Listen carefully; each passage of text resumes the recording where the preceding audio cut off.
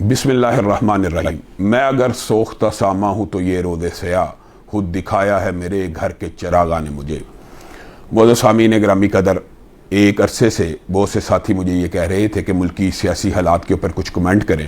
بنیادی طور پہ رمضان کا عظیم الشان مہینہ شروع ہو چکا تھا، جس کی وجہ سے میں نے یہی مناسب سمجھا کہ اس حوالے سے کمنٹ رمضان کے بعد ہی کیا جائے۔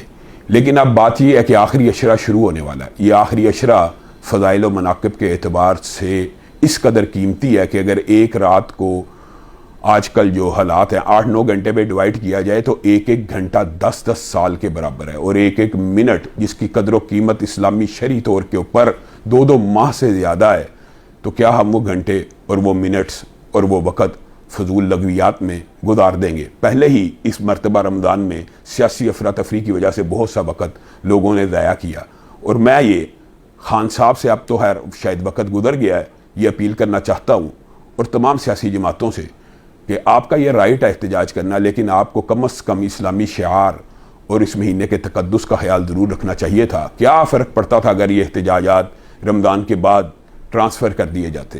مجھے ایک بات بتلائیے، رمضان کی مقدس راتوں میں ناچ گانا، بنگڑا، میوزک لگانا، کیا یہ کوئی معقول بات ہے؟ اور یہ میرا مخاطب صرف پی ٹی آئی نہیں ہے، ہم مذہبی جماعتیں بنیادی طور پہ مولانا فضل الرحمان اور مسلم لیگ کی حلیف ہونے کے باوجود یہ بات سمجھتی ہیں کہ یہ ناچ گانا، میوزک کا کلچر مسلم لیگ نون کے سٹیج کے اوپر بھی نہیں ہونا چاہیے، کسی بھی سیاسی جماعت کے سٹیج پہ نہیں ہونا چاہیے۔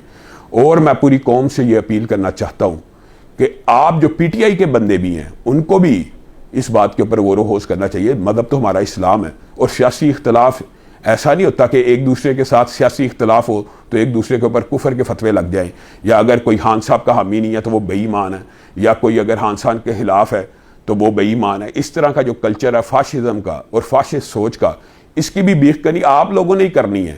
آپ ہی کہہ سکتے ہیں کہ ہم نے موسیقی، ناچ گانے، بھنگڑے اور رمضان کی مقدس راتوں میں اس طرح کے کلچر کو پروموٹ نہیں کرنا، ہم اس کلچر کا بائیکاٹ کرتے ہیں۔ آپ جائیں، آپ آواز اٹھائیں، اپنے جتنے بھی لیڈر ہیں ان کے ذہن میں یہ بات ڈالیں کہ ہمیں کم از کم پاکستان میں یہ کلچر منظور نہیں، یہ رمضان میں بالخصوص اور بالعموم بھی نہیں ہونا چاہیے۔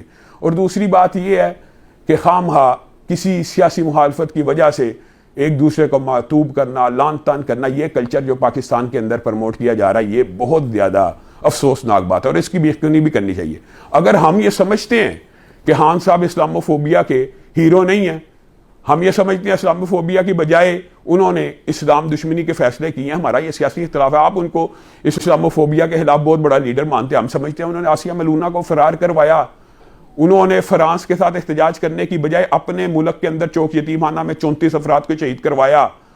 وہ جو فرانس کو ایک مراسلہ نہیں تھما سکے، کیا آپ کا خیال ہے وہ پورے مغرب کے خلاف جنگ لڑے؟ یہ ایک ہمارا پولیٹیکل ویو ہے، ہمارا ایک ذاتی رائے ہے۔ ہم یہ سمجھتے ہیں کہ خان صاحب نے اسلام آباد میں توحید مسجد کو گرا دیا، مندر بنانے کی کوشش کی، کرتارپور بنایا، قادیانیوں کو پیسج دیے، عاطف میاں قادیانی کو یہاں پہ تعیناتی کی، عبدالشکور قادیانی کو امریکہ بھیجا۔ یہ ہماری آبزرویشن ہے، یہ ہماری رائے ہے۔ ان کے دائیں بائیں زلفی بخاری اور مبشر زیدی اور فواد چودھری جیسے لوگوں نے انہیں جس قسم کا نقصان پہنچایا ہے، وہ خان صاحب شاید صدیوں اس کا مداوع نہیں کر سکیں گے۔ اتنی نہ بڑا پاکی دامہ کی حقائق، دامن کو ذرا دیکھ، ذرا بند قبا دیکھ۔ ہاں صاحب، آپ اپنے آپ کو اسلاموفوبیا کے خلاف لیڈر مانتے ہیں، ہم یہ سمجھتے ہیں آپ نے پاکستان کے اندر علماء پہ، مولویوں پہ، دین کے اداروں پہ سختی کی ہے اور ان کے خلاف پرچے کاٹے ہیں اور ایف آئی آریں کی ہیں۔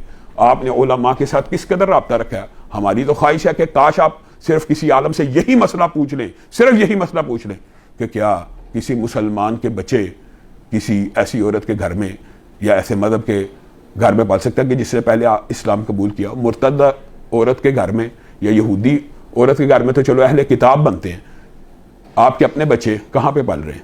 ہاں صاحب، آپ نے کسی عالم سے کبھی یہ مسئلہ پوچھا بھی ہے؟ اور آپ اسلاموفوبیا کے چیمپئن بنتے ہیں، یہ آپ کا پرسنل میٹر ہے، لیکن اسلام کے اندر کسی جس نے اسلام کو قبول کیا پھر اس کو چھوڑ دیا، یا مذہب کو قبول کر کے چھوڑ دیا، اس کے پاس کسی مسلمان کے بچے نہیں پال سکتے۔ باقی یہ بات آپ نے کی ہے، ہمیں اس بارے میں علم نہیں ہے کہ انہوں نے پہلے اسلام قبول کیا تھا یا نہیں تھا کیا، یہ آپ جانتے ہیں، آپ بہتر جانتے ہیں۔ لیکن ہم یہ ضرور کہنا چاہتے ہیں کہ کم از کم رمضان کے تقدس کا خیال کیجیے، کم از کم رمضان کو معاف کر دیجئے، کم از کم رمضان کی مقدس راتوں میں ناچ گانے بھنگڑوں سے اجتناب کیجئے۔ اور میرا پاکستان کی قوم کے نام بھی یہی پیغام ہے کہ یہ جو 10 راتیں آ رہی ہیں اللہ کے لیے، ان 8 گھنٹوں 9 گھنٹوں کے اندر. اور یہ بھی نہ پوچھئے کہ لیلۃ القدر کون سی رات میں ہوتی ہے. یہ 10 راتیں، 10 کی 10 راتوں میں نیکی کے اعمال کریں، صدقہ کریں، خیرات کریں، وظائف پڑھیں، سپارے پڑھیں، اور انشاءاللہ رات کے دروس کے اندر آپ کے سامنے ان کے فضائل و مناقب بیان کریں گے. وآخر دعوانا ان الحمدللہ رب العالمین.